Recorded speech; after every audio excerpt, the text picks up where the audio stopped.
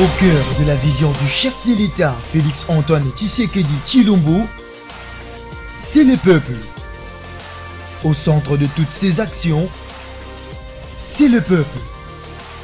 La motivation de sa politique, c'est le peuple. Alors, pour tout savoir sur un peuple fort et son président, suivez le Peuple d'abord télévision, la chaîne sacrée.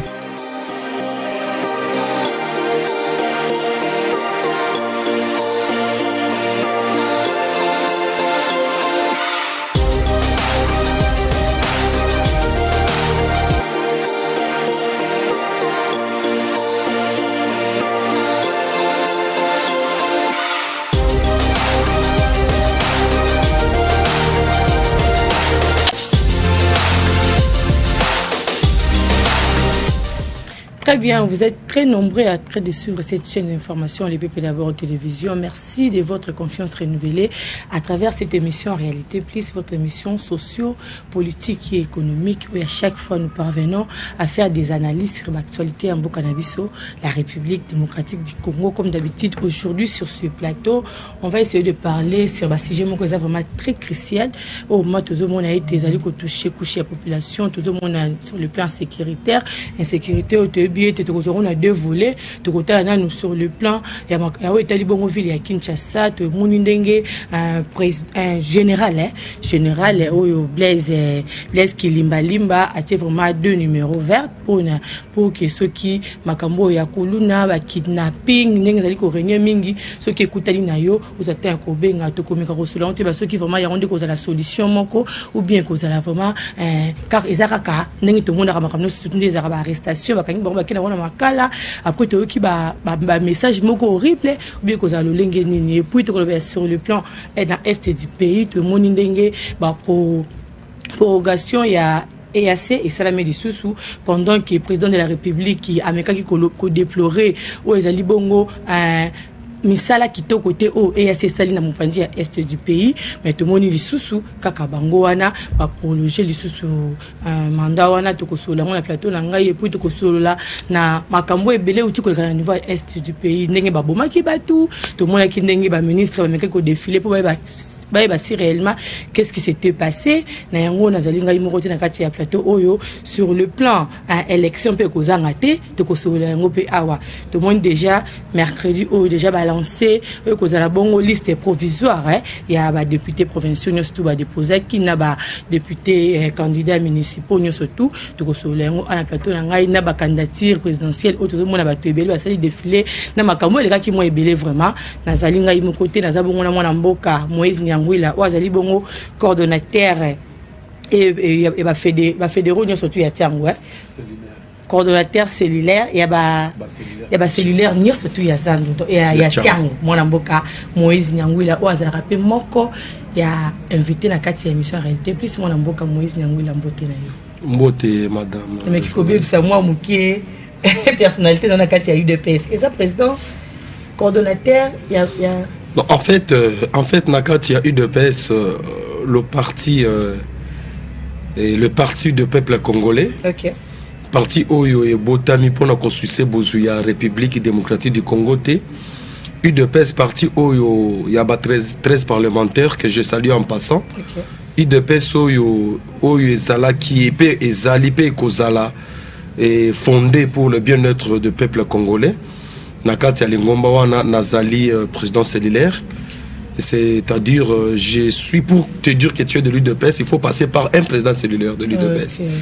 Parce que article Nabiso 4 du statut nous dit que pour devenir membre effectif il y a parti, il faut quota à partir de cellule. Bisotoza bao wapito ebi qui à l'UDPS.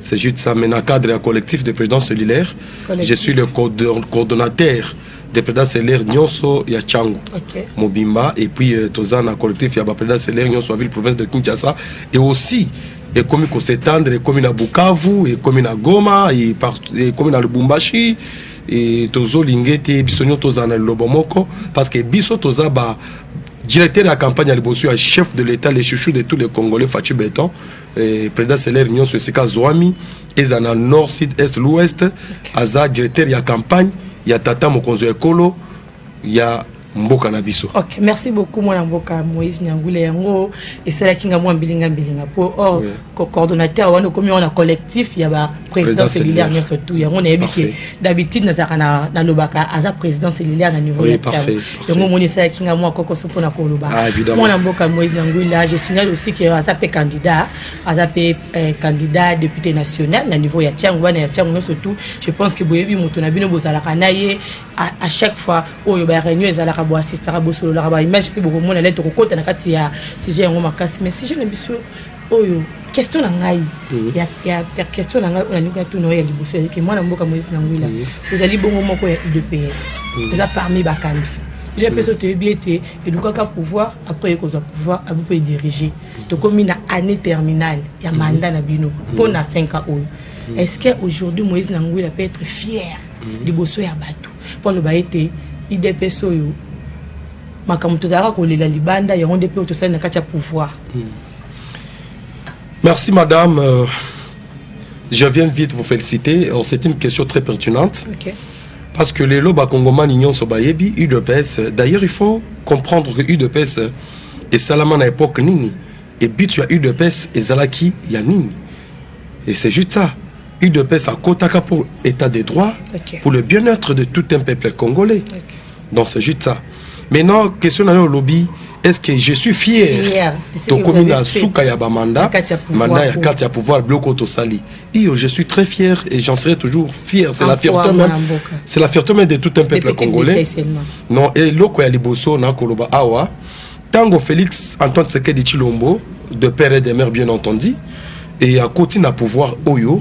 Akutaki RDC ezalaki lisusu RDC te ezalaki neti boutique moko boye ya batu moko boye o ba ko tambwisa ngo na ndenge bango ba moneli sur le plan international pays nabiso République démocratique du Congo ezalaki dans les concerts de nations te wana toye bibiso banso et puis sur le plan il y a sécurité Mboka Nabiso était kamaka déjà et pas ya Rwandais na pouvoir il y a sanguineux il y a 18 ans passés il y a Kabila oyo a dirigé qui bien que Kombo ngo ba pesa kaya ya kopesa parce que toza ba témoignage nyonso donc c'est juste ça et puis Mboka oyo Félix Antoine Tshisekedi Tshilombo akutaki Mboka oyo maya nyonso esalamaki ezalaki na kati ya constitution oyo ezalaki na ndenga malamu parce que constitution wana il faut ko toucher yango to comme esika wana mais gratuité ezalaki no appliqué et puis il faut yeba que na mandat na biso kaka il y a 145 territoires Mboka oyo ezotongama Mboka batikaki yango alambo mwana Mboka journaliste tout ça ba congomani vérité nous avons la fierté oui nous avons la fierté aujourd'hui il y a ceux qui ont bengi muto budiala otunye que est-ce que avez-vous le bâtiment administratif à Koloba iyo ceux qui otunye qu'est-ce que avez-vous de maternité construite à Koloba oui toza na maternité construite et ba école les otongama banzele ya kosala ma partout ata on a Kinshasa c'est-à-dire Félix Antoine Tshisekedi Tshilombo bien que tokutaki na kati ya caisse à l'état babande koko sabatuke o eza 4 millions zoka $500,000 ya pamba mais asali ete bidio mata ilelo ko ikotuna ngake bidio mati ndenge nini ezo sala nini banzele ekotongama il faut yebaka ba hôpital ezoko salema par exemple mama yembu dollar peso mata évidemment dollar ezo mata mais est-ce que loko istozolo banini sur le plan international on a dit que bino ba journaliste boza na notion moko pédagogique ya kopesa peuple congolais dollar ezomata toza na contexte ni sur le plan international na position na ngai non ko tout no ba question yo ndo mais kasi otuninga dollar ezomata comment te ke boya kaka bino ba journaliste écoutez bino d'abord notre travail c'est quoi écoutez est-ce que boyebi que boza ce que yebi utilité na biso c'est quoi yebi que boza quatrième pouvoir ya mboka oyo vous êtes là pour informer avec les gens écoutez non objectif c'est la ranine vous devez informer les gens apporter l'éclaircissement mituna na bino qu'est-ce qu'on peut faire mais c'est demander l'évolution mboka ndengo kotunango mais quelque part aussi boza na vérité au bien boyebi oui boza ba vérité boyebi par rapport ya mboka mokimo bimé kotambola ndeng d'ailleurs je vous dis nous sommes un pays à féliciter qu'on est en train de féliciter partout ezala libanda ezala na kati wa banani batu nyonso ba kongomani na batu libanda d'ailleurs je vous dis na uti libanda te soki okei koloba mabe pour na RDC libanda mikili mususu c'est-à-dire soki oza mutu ya bonne chance okobima ta na litama moko edembeli. Je te dis donc par rapport à vos petits détails eza yango nde oyo pesi mais je vous dis ça y est donc mais, vraiment oza satisfait na nyoso tu ezali kosala mais puis voilà yango to mona ki na congrès na bino bosala ki entre bino na UDPS pour relire déjà moi na mboka ça la ben fort pour moi na mboka pour réitérer confiance na bino et pas moi na mboka Félix Antoine Tshilombo. En tout cas les Kamwe ya congrès et aneti je félicite d'abord Augustin Kabouya Tshilombo mon aboute du chef les fils du royaume. Je l'appelle les fils du royaume pourquoi parce que vu sa capacité managériale. OK. Vu sa façon de conduire les gens. OK. Vu aussi sa façon sa capacité d'humilité. Il mérite d'être appelé un fils du royaume. Na félicité pour le congrès omoni ba soi-disant batumoko ba montaki bango et pas ba soi-disant ba opposants sans pays sans territoire sans même village ni ancêtre en République démocratique du Congo ba montaki batu po ba koloba oh IDPS biso to sali congrès c'est comme omoni bato bazawapi biso avec tous les pouvoirs comme doit par la CDP parce que na zamoko ya ba congressiste.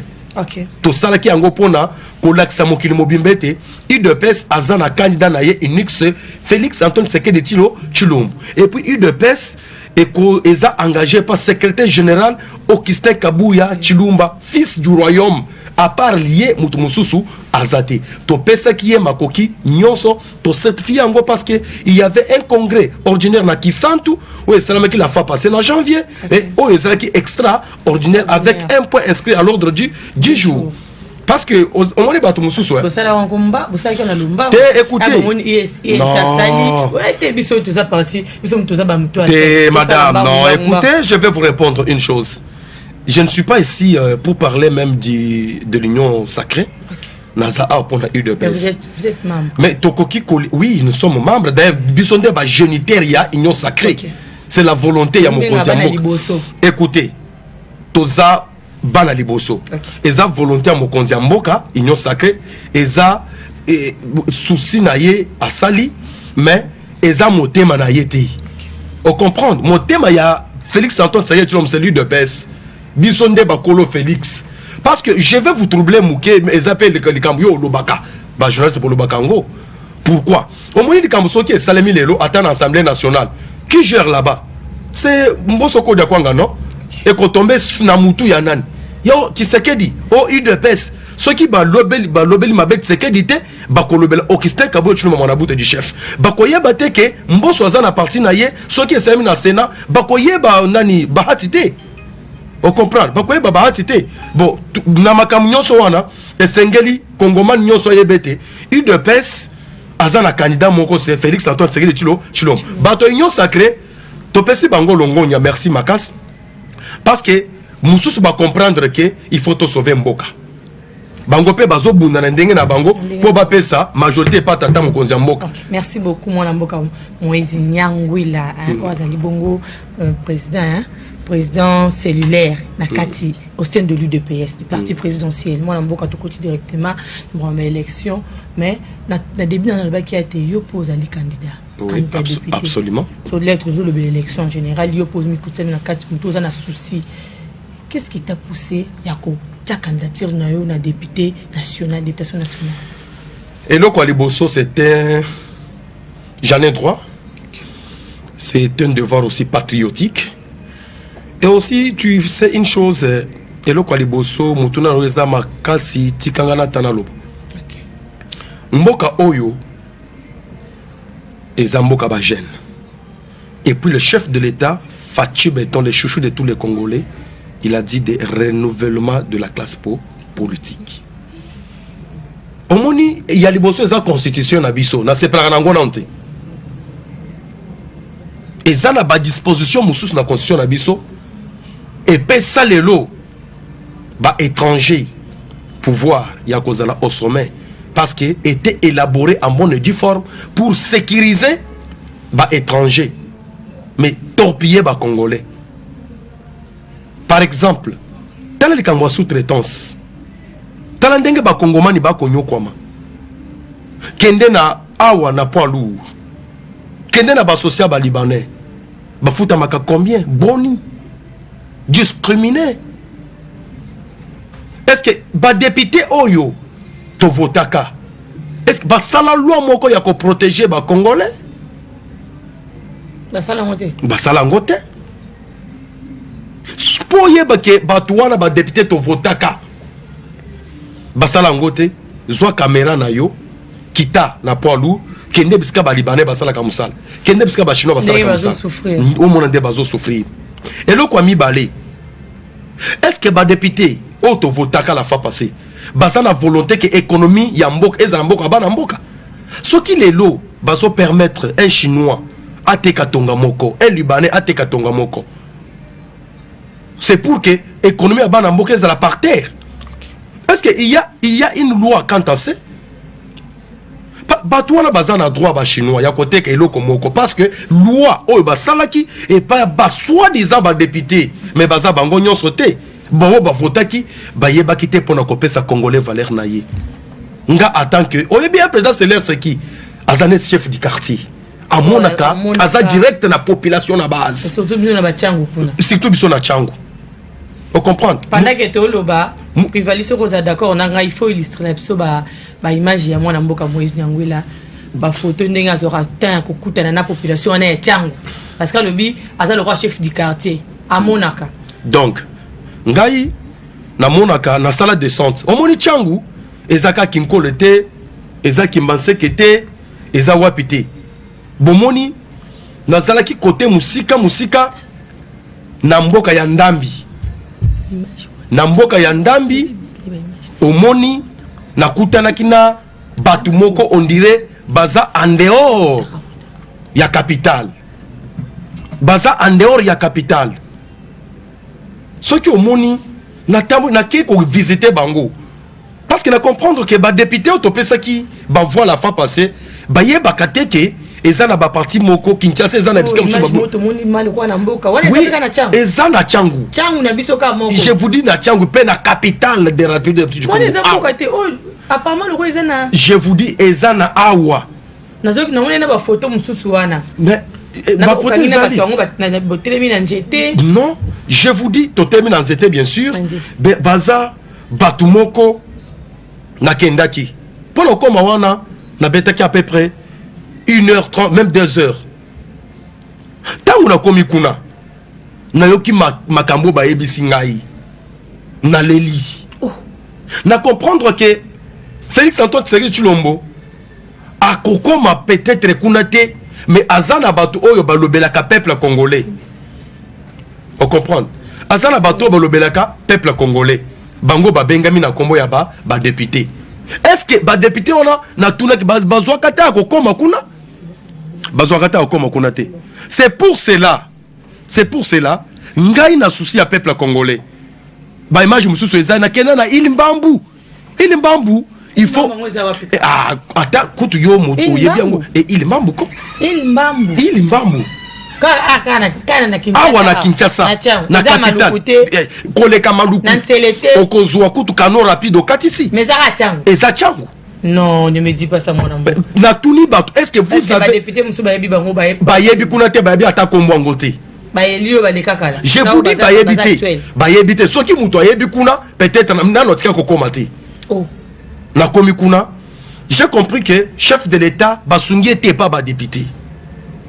même au nom de ça loi ya ko protéger nango ba kongomani na ba sous-traitance et donc il faut ekufa il faut les cambo sous-traitance ekufa soki congolais azu musala na ye azala direct ye na patron na ye nga na tinda ki bato awa na kingabwa na kintoko je m'assume condition na kutaki bato ba ko sala musala et je me suis dit je ne peux pas accepter de vous laisser ici. J'avais même eu le temps à discuter. Na ba sous-traitant, ba mettre sous-traitant. Mais bango bazo gagner ko les Kongomani. Donc c'est alors que moi la mboka Moïse Nyangwila le était cette fois-ci na que to sala kama ndenga libanda ndako wana ezali biso nyonso to luka moyen ceux qui te dit okaza kokota poto lobela yango boy. C'est une bonne chose moi na mboka to zaka na kati ya ko ba makambo ba élection yango to moni ba dépôt ba candidat président dépôt ya ba candidature présidentielle nyonso tout moni mo ba profil ebele ki profil ebele ke mais tu comment notre grande surprise moi na mboka matata ponyo to moni constant moi ska tumpe wana za ba tourner na ye ba profil surtout wana za déjà ko se dénoncer que ba on peut rosala yo za ko juger ba ndenge nini et so ça la bino moi ko banga muki ou bien ndenge nini vous boya bien ndenge nini. En tout cas, merci Makasi, mon amboka journaliste.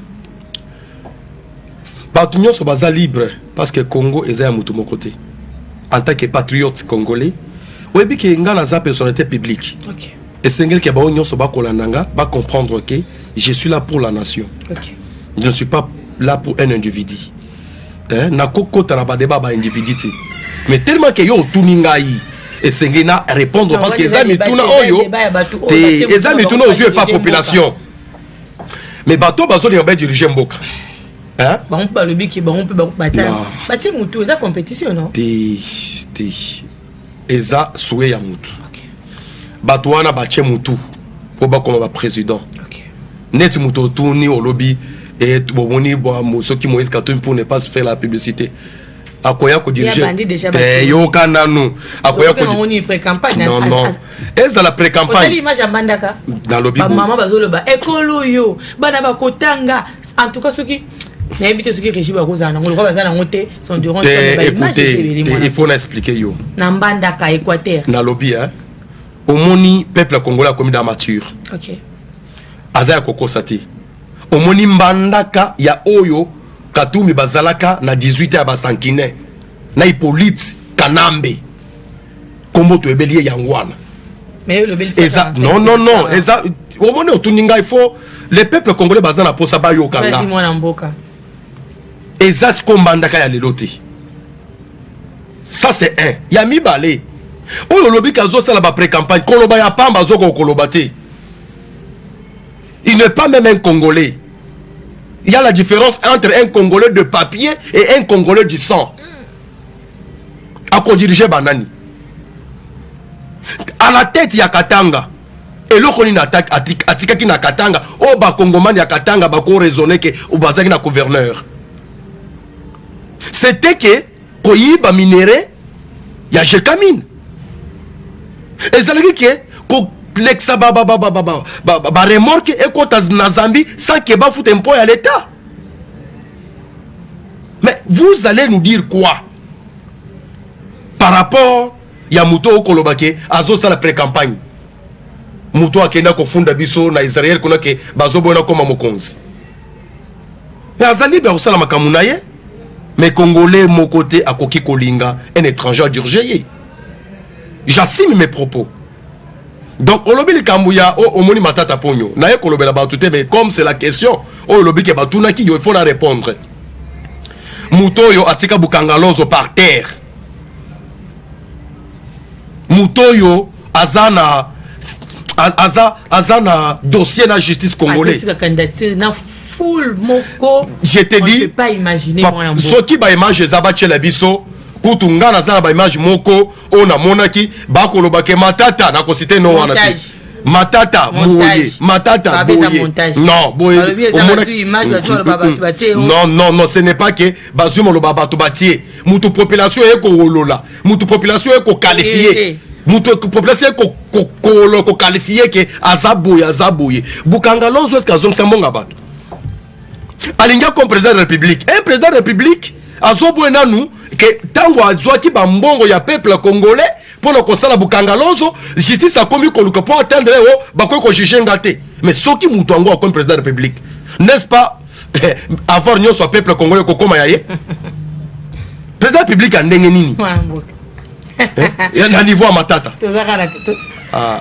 atayo moko to pesa Congo valeur ko tozaka na kati ya élection mwana mboka likambo oyo toyebi ete Denis Kadima biso tozalaki na likambo ya fiche ya traitement ya fiche électorale na externe mwana mboka Martin Fayulu atelemeli mwana mboka Adolphe Mouzi batebeli batelemelaki yango et puis tomoni mpe seni ko etelemi batebeli ma batelemeli mais mwana mboka Denis Kadima lobi ete ye azali patron ya seni azana posta a organiser ba élection ezali crédible oui cause la vraiment donc il y a transparence surtout il faut qu'il y ait déjà tina souka pour comme les trains déjà comme déjà presque à la fête de quelqu'un a 2 et 3 mois et demi pour notre qui n'est pas élection et décembre 2023 mais à notre grande surprise de moni de Kocholi Monseigneur Choli au basu batoni question babi pourquoi bino batu o botan wisaka besoin d'avoir pouvoir mais les lo oyo car ba même batouana beaucoup mi suko intercalé aux ali bongo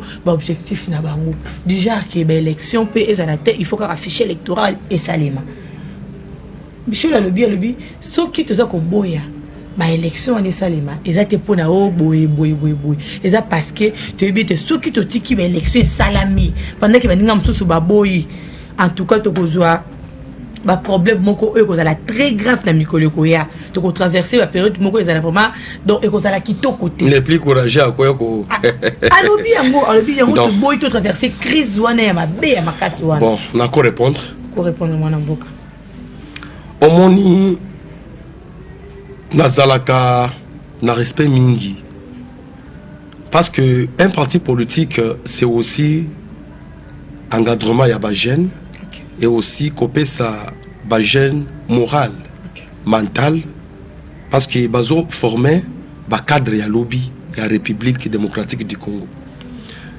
Mais ça ne doit pas nous laisser faibles pour nous recadrer tout ce qui a tengami. Au moni cholete, ndeko chola tengami.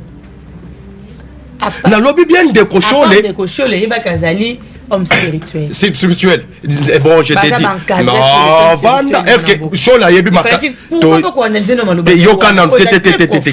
Pardon, hein, na éclaircir. Est-ce que Chola zara maka c'est au sein l'église? Atana fali botana ye. Azana mutwaza maka c'est au sein. Non, tu m'as posé des questions de savoir. Qu'on soit battu net ba Chola ke baza ba engadrer, c'est triste ça. Chola zani na Saint-Esprit. Je te dis, yo kanga malamu. Est-ce que Nzamba zakana makambo ba théologue? Est-ce que Nzambe ba yé coloqué na classe? Nzambe alola. Et il y a la différence entre la vocation de Dieu, il y a un moni makambo ko yé kola na classe et sur le cadre l'esprit de Dieu té. Chole azala makasi, ceux qui azala makasi, a kende ata quelque part, a bande église ya ndenge moko, ya yé moko. Toute la vocation na ye. Non, écoutez, Église catholique et sur la boîte makina on te écouter Église catholique.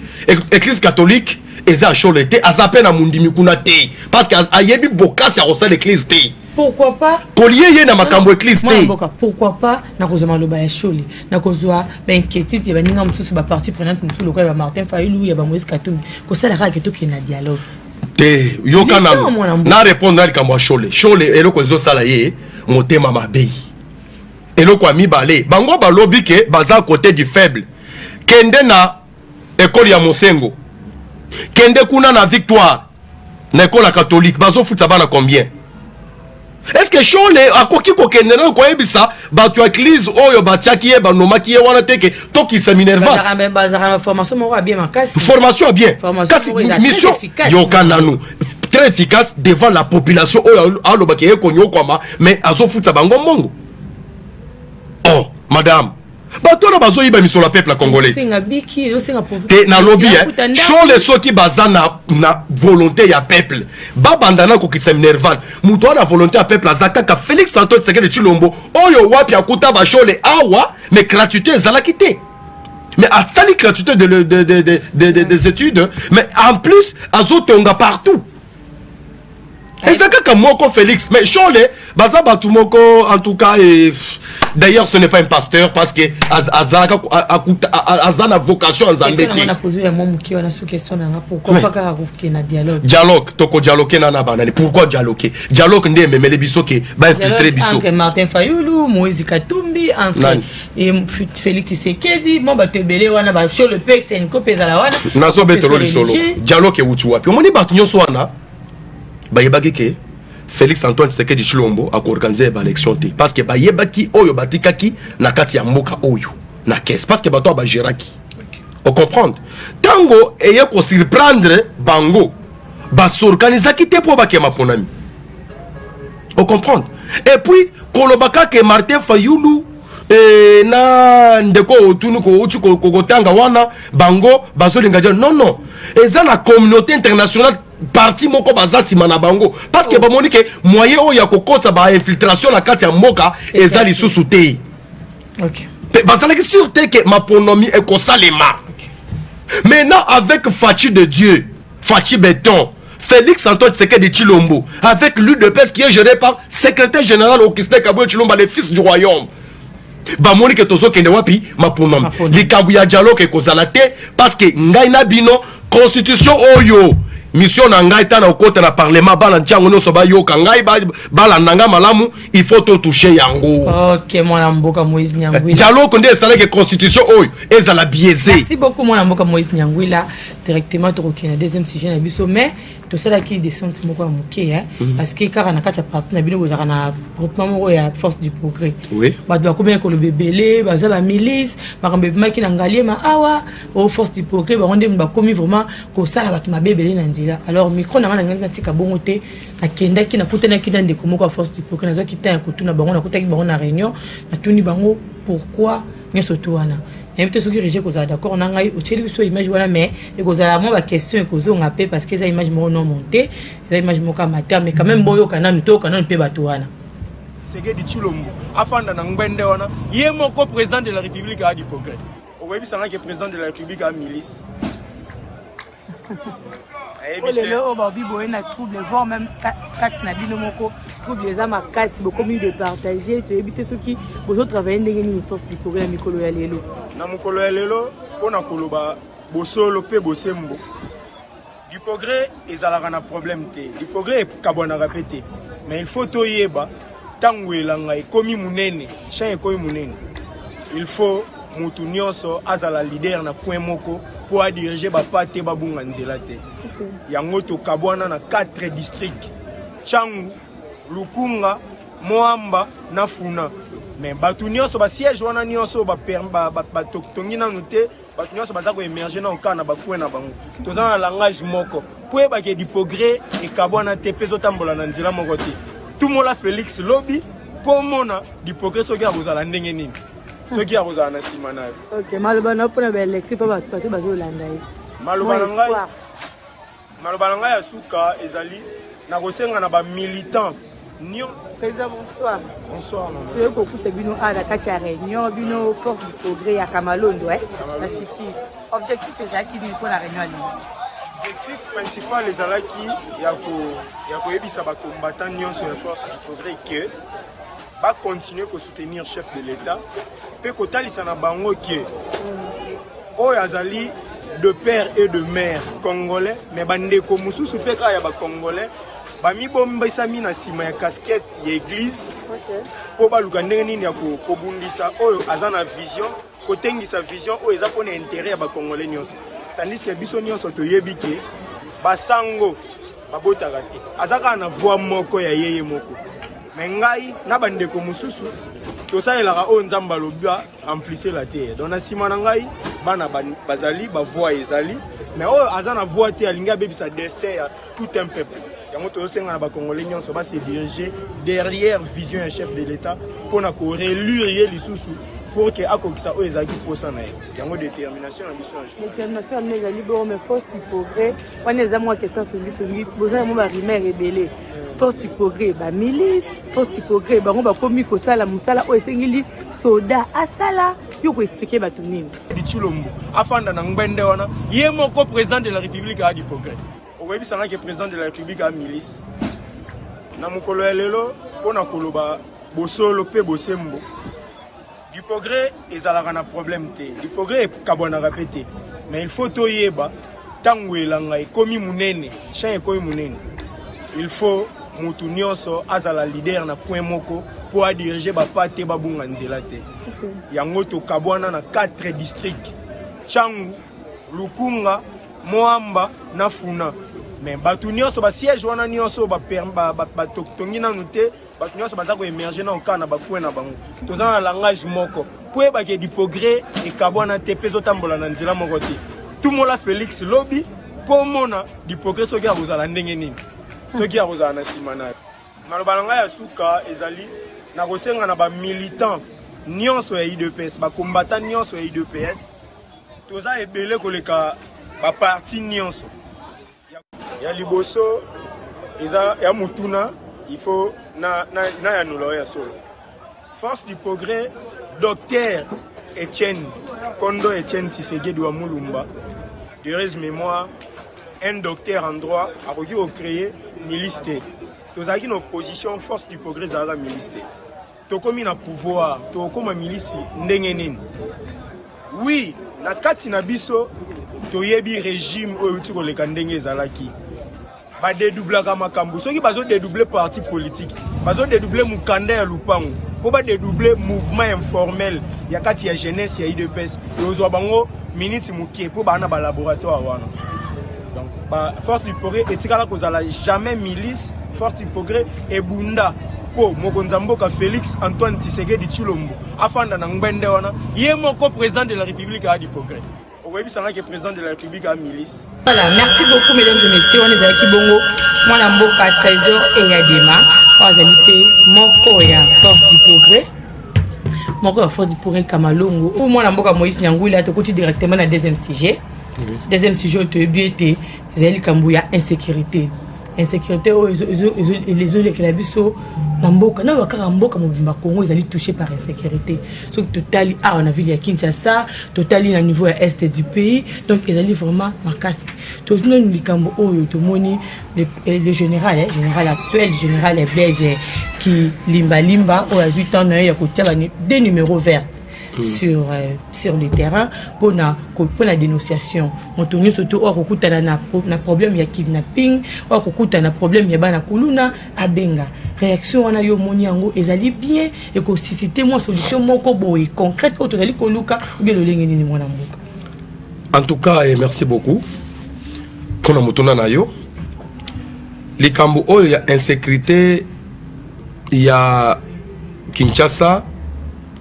Toyebi que insécurité oyo et botamaki nde héritage Kabila oyo atikela ki peuple congolais en particulier bakinois ya bakuluna.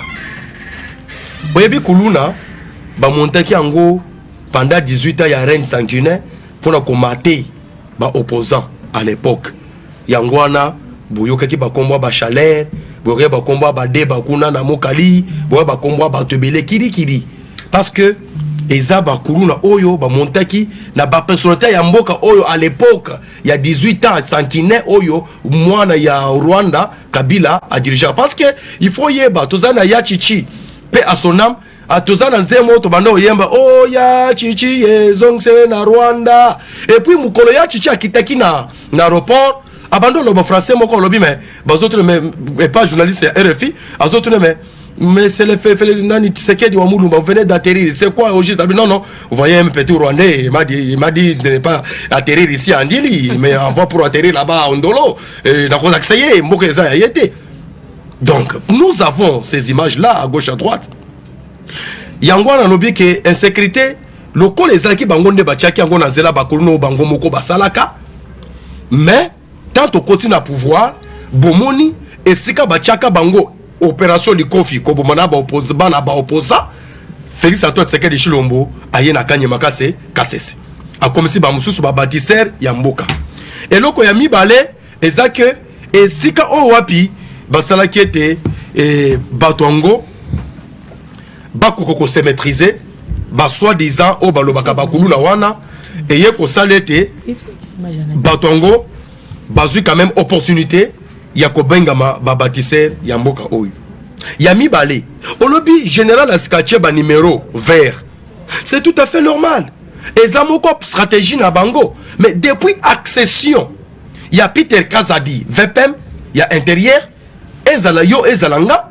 Tu comprendre quand même que sécurité, même Eza à 100%, Eza quand même à 60 à 70%. On a capital. Il faut toi voir en go quand même. Donc, sécurité à 60%, mais tout le monde a un génération qui 60% plutôt. Est-ce que général Roca est-ce qu'on peut faire votre numéro vert? Non, quand on dit 60%, ce n'est pas 100%. Ce n'est pas 100%. Non, et ça a qualité quand même. Tous avez baklinapé na mboka oyo. Bakule bando babundama partout na mboka oyo. Au moins ninga na vandi côté oyo, Koutoko et Sanga Makambu Yabakulu na terre. Je suis du quartier. Mais là, le kidnapper, tout le monde qui procès. Les cas qui en plein air, kidnapper. Mais Kassiangwa na lobby. Makambo est à niveau Makala Kuna. Makambo est à niveau Makala. Bakoki commenter ma vidéo. Bakoki kosala Makambo. Mais je n'ai pas de preuves qui attestent ça. Oh, je dis, hein, Koloba, ce n'est pas de preuves. Koloba, ce n'est pas de preuves tangibles. Il faut amener ça à la justice pour qu'il puisse prouver cela, interpeller la personne par laquelle on a cité. Est-ce que le problème est que c'était moi enquête adéquate? Je ne suis pas la justice. Ezra Mato Enayo et Yoki, Ezra Yangai et Yoki, maintenant à la République démocratique du Congo, d'aligner ministère public, Protoyeba Kelkamongo et Zandenge et Nin. Mais ce que moi je vais vous répondre est que Toza à 60%. Mais Ngana Kosenge pas Tata Général Kilimbalim. Au PC numéro vert, Bisono Toyambiango, na esengo nyonso. Mais yeba ke mboka oyo, capitale zanaba moutillage. Pe olobi ete, il faut babenga tango événement et eko salema. Oui, bako benga tango événement et eko salema. Mais zana constat auto salaka, ce qui est événement zo salema, est-ce que songolo pakala, ok na la police, o ebisi bango ke bako bunda koto baboy koya balobi ke nazaka kangamo ko ata mibale. Nous en avons de preuves. Mais yo pesi biso ba numéro. Tobo était ton dimi. Mais zala capable, il y a que ozala à la hauteur, il y a que ça les locaux yo pesi les numéros. Merci. Très bien, moi Mboka Moïse Nyangula toqué directement à niveau est pour toujours la insécurité. Est-ce que vous avez au moins qui situation tu connais dernièrement ah ndenge ba manque pour revendiquer pour na Monisco mais après tout moni ba bomi ba ngwa important et bien ba kufa qui plus de 40 personnes ba kufa qui et pour tout monde qui descend il y a délégation ministérielle nesto ezala ki kuna et pour tout monde pe ba ye awa ba sambisi bango ba kangisi bango analyse ni ko ça pour la makambo wana mwana mboka. Merci. Tant que Congolais, citoyen congolais. Non, écoutez, Omoni, Elo Kwaliboso, pe aux âmes perdues. Elo Kwami Balé, Toza na Mawamingi, Yakoyo Kaliwa Yabatu, Kidi Oba Kufaki, na Goma. Et puis, justice est ça, na Katia Osalam Sal na Yango. Pour nous koyeba et le konini les kaki réellement. Donc, mais il faut te belo komoko. Toko se pena liwa ya mutu parce que liwa ya mutu ezaka sacré nzoto ya mutu au mona. Mais il faut se poser des questions de savoir. L'État soki au lobby qui okosa la marche. L'État a zappé na ba obligation na ya kwasime na marche wana. A ko autoriser ango ou soit a ko autoriser ango te. Est-ce que marche wana ezalaki autorisé? Bien que tu déplorais ma mort. Et puis, Goma. Pour le départ à Monisco.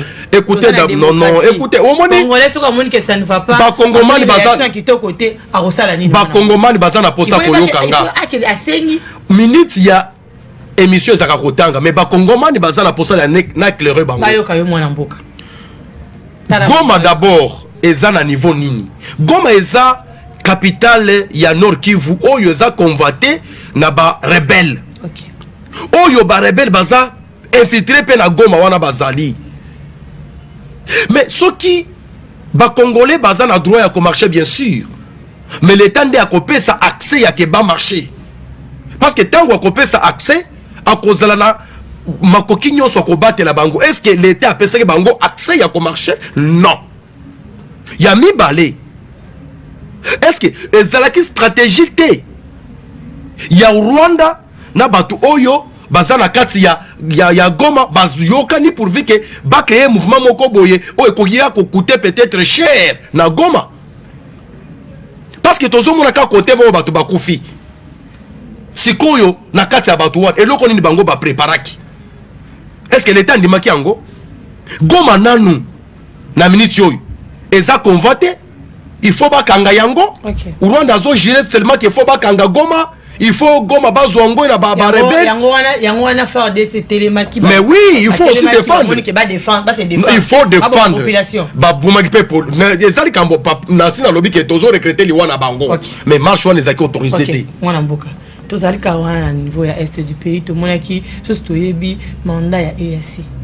Toyebi pourquoi EAC akenda na niveau ya est kuna vie makambo zoleka na est akende ko défendre population vie ya ba pour parler soit ya ba diplomatie na biso to sala entre biso na kati ya EAC mais mandat na bango esila ki to ka kindenge président de la république ye moko aki ko déplorer que en tout cas azomona loko EAC azali ko sala te ti ba ko kende plus loin et na président ougandais hein on va signer protocole d'accord pour la protection et la frontière mais lelo oyo to moni ba proroger ce mandat wana qu'est-ce qui se passe mon amour? Merci beaucoup.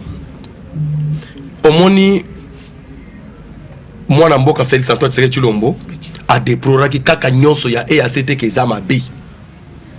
Oui, j'assume ce que je dis. Na mona ki mwana mboka ko reprocher un général moko a reproché qui est alobi ke nazo sepelate ndenge oko sala. Te mbala moko te. Te kasi pense que na lobi bien que eza makambo EAC nyonso eza mabe te. Mais faut te belo komoko. EAC ezali nanu sur le plan économique et saliete ba économiste ya Goma bactère économique ya Goma ba se retrouver EAC ba monango kana angle ya teke o moni eza pona bitumba et moni pona boye parce que ba koro ezali ke belé na kati ya EAC échange économique et ça peut avantage pour la République démocratique du Congo mais na côté bitumba ezakaka esika nyonso EAC akomi nde abebisite bien que ezana makambo oyo esengela kiete batu wana ba régler ango na ndenga normal yango wana nde mwana mboka Félix Antoine Tshisekedi Tshilombo a reprochaki mais côté le mandat ya EAC ba prolonger yango c'est-à-dire il y a la nécessité et l'urgence to lo bakiete faut sadek aya mais le kola sadek ezobonga mapona koya to yikozo seka batu nyonso ndengo wana te progressivement bakokende soki mission na bango esalini esili mais nakoki kokota na secret d'état mosusu te parce que je ne suis pas la bouche autorisée ya ke na lobelango kaka nyonso. Pour vous, quels sont les biens fondés à EAC pendant l'ère? Félicitations, c'est une question très pertinente. Okay. Les biens fondés à EAC, il y a les bosso pour mutuna mutunyon soyez baké, soki rebelle, aza peut-être il y a Kenya kuna, ba Kenya bazana kati. Ba bise bango omoni bato na bino bazana kati soki aza ya Burundi kuna ba monike bato bazana soki aza Uganda ba monike po ba mona ke représentativité nyonso ba rebelle et uti na mboka na bango il faut maintenant to salete to bunda pona ko mettre bango hors d'état de nuire. Pourquoi? Parce que au moni bitumba nyonso yo ba frontière wana e kozala kaka ebiso libela na libela on comprend e kozala kaka libela na libela. Mais comment trouver la paix? Pour trouver la paix, il faut se coaliser avec les autres, il faut aussi impliquer les autres. Pourquoi? Les lots, Oyokaki, ambassadeur États-Unis lobby, la fois passée que tout le monde RDC, ils ont préparé escalade na kati ya Rwanda. Escalade to salango au moment nini. Ceux qui bango ba yo quitté, RDC si est monté en puissance, peut ba causer la fait. Il y a FRDC. Parce que tu dis que FRDC c'est lo kwa makasi. Donc c'est la fait il y a FRDC parce que tous les Bangonions sont témoins, communauté internationale a témoin, communauté il y a Union africaine a témoin, tous les Bangonions n'a conscience d'un journaliste a témoin. Nani sikoyo soki les lots que RDC a lobby, ok, on s'aligne à Bitumba ou à quoi condamner RDC. Mais pourquoi RDC s'aligne? Il y a des processus d'abord. La guerre médiatique aussi au Longiango. Parce que guerre ça a 4 phases. Nous avons moyen média. Tout ça moyen économique, tout ça plein moyen ya bitumba. Moyen média Tolongi parce que partout dans les médias, il y a Rwanda, PC, RDC, partout. Oh, au cause il partait. Et après na munoko ya bato batinda bango balobi que oui c'est le Rwanda. L'économie, on a le plan économique là on est Tolongi. Non, sur le plan économique, Tolongi est loko nin. To sombi ba manduki. Parce que c'est l'économie, c'est de l'argent. To mobiliser ba recette. To sombi ba manduki, to sombi ba char de combat, to sali par tous les moyens que to gagner sur le plan même stratégique. Okay. L'embargo a été au moins Félix ba ko voter au la main parce que oh sali pour la République démocratique du Congo en 2 ans moi je ne reconnais pas les 4 ans. Parce que pendant 4 ans, Yemoko Félix Antoine Tshilombo, alors que Onyon son akanisaki ko sala et simité parce que FCC a zo comprendre vision a été andima ko cheminer ensemble mais Baltiaki Bakan. Ça, on était déjà à 2 ans. Ndé a lobby que na bomi li balango a sali l'union sacrée. Mais c'est sous l'union sacrée, automoni ba makamunyo se conserve dans 2 ans seulement. Voilà, mon Lamboka, on a vu l'infrastructure, on a vu la construction, hôpitaux, école, on a vu de la gratuité. Aujourd'hui, tu as comme la gratuité, il y a maternité, tout le monde m'a remboursé belé, et puis, tout ça, dans le cadre de l'élection. Mais, de l'Européen, question, aux autres tickets population, les autres tickets bateaux. Apparemment, le coup là, Félix Tshisekedi, l'UDPS, l'Union sacrée, veut écarter plusieurs parties prenantes, opposants. Parce que à la mingité, Jama Kabouni, on a les deux, 7 ans. 7 ans. De l'eau, tout le monde, Moïse Katumbi, déjà, des pères et des mères. Apparemment, Mouninga Azan a dirigé Mbokanaye, mais apparemment, Bazoula, tu sais. Mbokanaye, wapi? Kokonaye, comment est-ce? Vous avez peur ou quoi? Tango Kolobake, Mbokanaye. Nga question na tuni. Tika na longo non non. Tu comment na soko émission? Mbokanaye, Kokonaye na Mboko nani? Territoire na yeza wapi? Mikuwa ya Kokonaye bakunda wapi? Kalamingi table ronde Moïse Salmaki bakatangini surtout. To mona ki mwana Mboka Moïse Katumbi, to mona ki ndeko Joseph Kabila, bazaki belé bakatanga basangana ki union to salama. Eko za c'est là. Ndeko yo kana expliquer yo. Yo kana expliquer yo. Pardon s'il te plaît. Mais comment na souka? Nayebi ke tokomi na souka. OK. C'est question de la République démocratique du Congo. Moningai na saka na DPIT. Na kotika ko s'appelle la DPIT. Ata passer pour Mboka mususu te na kotia ko zana ngote. Mais bande kotangi o Kabila wana. N'est-ce pas oyo lobaki ali passa na ya lobaki il avait servi sa nation na Tanzanie kuna na service national. To tu ebilo ba image. Ya mi balé. Oh lobaki soit des Moïse Katumbi wana. À quel au fond de biso et pas na bangote. Oh voilà, on ne veut pas que je sois ici. À reconnaître quand même que ba frère na yeba ça ko mais yebisa Félix Akende wa. Ça c'est un. Mais dire aujourd'hui quoi ba bon on va te écarter. Ba soit des ba opposants. Depuis quand ba Banda Fayulu. Batouana bazana écoutez. Batou PPRD bazana message mon côté ya koya ko bebsa. Le ko aza arrêté pendant ces talibans. Na linga qui peut-être ozana calme bande obayo kanga. Bayo ko ya suka pimba moto tout. Jean likambu ya mutu ya kingabwa. Tokoki ko permet. Au moni Tshisekedi Félix aza on dirait reflet ya papa na alobaka neni. Au moment état de droit ba ba okendemi na boloko baza batoyi de pes iyo to monaki pe batoyi de pes ebele kokota boloko. On comprend ce qui mutu abimi banalement comme ça alobi lukamoko ezana nzelati mais il faut pas recadrer et pas justice il fallait qu'il montrer kambu ba propos na ye nazakunate je suis pas venu faire la publicité à muto toloko ta quelque part les lois les gars comme les donner les leçons yami balé les soi-disant les opposants que tu me dis PPRD message na koya na ngwe pa bato oyebi ke na biseko la fois passé au tunanga mutuna OK oh Kabila linga loba na biseko ni akolobate parce que aza soki alinga ya koloba akosenga bolimis na ba famille a Chebeya na Thérèse Kapangala ba force commune partout akoya koloba nini PPRD message nini soki PPRD aye po loba oh voilà to kosala boye ba ko bimisa photo ya mama Yembu ya pendant 18 ans na mama Yembu ya lelo. Ce qui a l'ingé ya koloba voilà bon voter biso bo to sala boy ba ko bimisa image à venir elengesa ya pendant 18 ans na image à lelo. Ce qui a l'ingé loba voilà to sala ba ko bimisa image à stade des martyrs ya pendant 18 ans na o ya lelo. Mboka to komina suka. Non, je vous dis, c'est pour vous dire que moi en tant que candidat député national donc causer la kaka na sibino bana changwete omoni tozana moment moko en épirement électoral. Toyeba tozo voter nani et comment voter, pourquoi voter. Surtout na changu, je me martine na changu pourquoi parce que eza pas yope batu bayak pour na ko suicide ba voix mais ba zui changu ba côté ngo neti na clic moko boya ba sinistré mental. Na ba parti msusu yeba na changu. Donc bana mboka bana changu, je nous invite tous ya kozana ngambu ya vérité. Ngambu ya vérité ekolobete toyeba to ko voter nani mukolo ngo tangu seni akopesa go toyeba to voter nani toyebi ba to pe baleka basale loko moko telelo bazona ba promesse à lukuta à nous maintenant de choisir qui peut être pour nous, pour défendre Tchango. Merci beaucoup, mon amboka Moïse Nyangwila, mon invité. Hein. Donc, il est sur le PC Malouba, sur qui te faut botolaï. Sur le botolier était. Mon ami, au la régie. Là, j'ai dit un grand merci à la régie, Privali Wambela, Jérémy Fritter. Vous étiez nombreux à Kolanda Bisso, à assister Bisso à travers antenne Bisso, le d'abord télévision, émission, elle a été plus au Mingi. En tout cas, Ligibino Mingi, Bozara toujours Wana. Là, c'est ma caméra, tout ça qui bon, on a.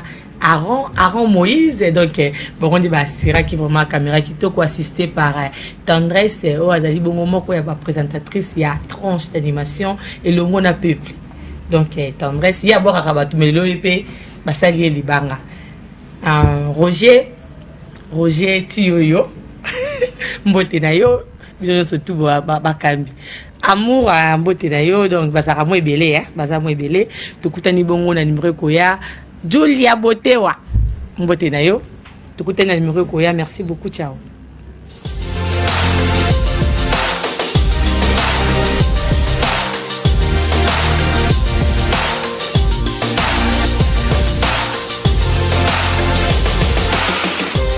Au cœur de la vision du chef de l'État Félix Antoine Tshisekedi Tshilombo, c'est le peuple. Au centre de toutes ses actions, c'est le peuple. La motivation de sa politique, c'est le peuple. Alors, pour tout savoir sur un peuple fort et son président, suivez le Peuple d'abord télévision, la chaîne sacrée.